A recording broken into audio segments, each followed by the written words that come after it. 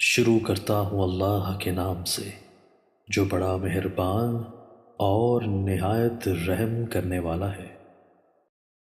हज़रत हुज़ैफ़ा रज़ी अल्लाह ताला अन्हु कहते हैं कि रसूलुल्लाह सल्लल्लाहु अलैहि वसल्लम ने फरमाया, मुझे सबसे ज़्यादा खौफ उस शख्स पर है जिसने कुरान पढ़ा, यहाँ तक कि कुरान का नूर उस शख्स के चेहरे पर नजर आने लगा।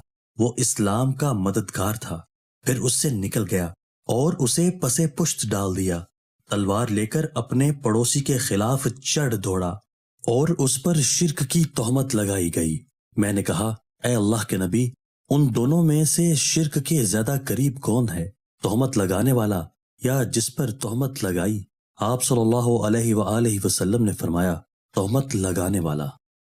दोस्तों, अल्लाह ताला हमें इन अहादीस मुबारका पर अमल करने और अपनी ज़िंदगियों को संवारने की तौफीक अता फरमाए।